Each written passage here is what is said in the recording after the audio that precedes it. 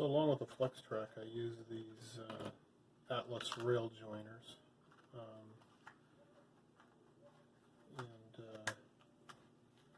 As far as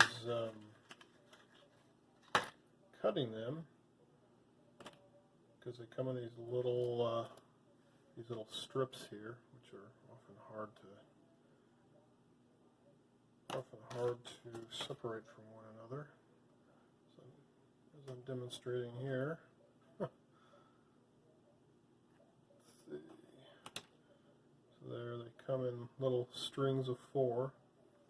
This is where your nail snippers come in handy.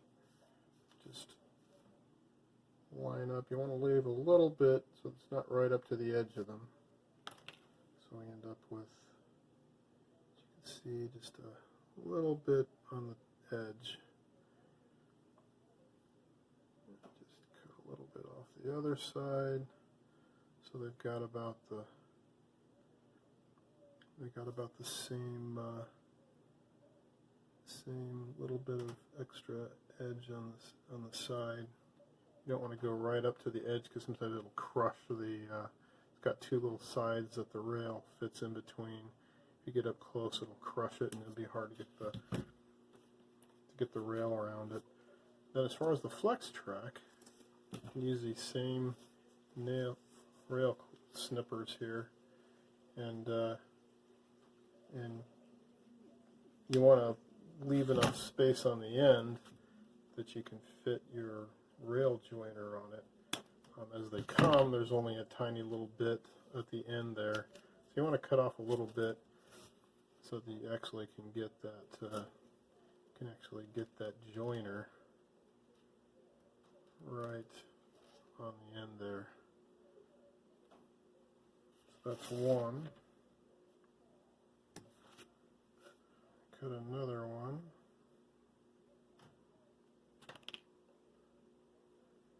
Cut a little bit of the extra off of the end here. Again, you don't want to cut it too close because it'll crush the sides and make it difficult to get it onto the end of the rail. Now these flex tracks are such, if you've worked with it, you'll realize that one of the sides actually slides all the way back and forth from end to end. The other one is permanently attached. That's useful because sometimes you're going to have to extend the edge to handle corners and stuff. So then it's just a matter of testing fit along the edge and pushing it in there.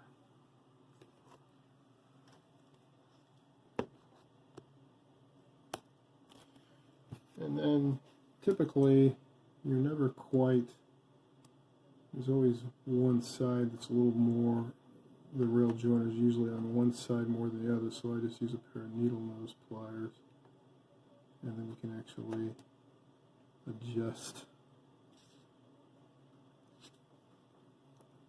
to get the rail joiner kind of equally on both sides of the rail.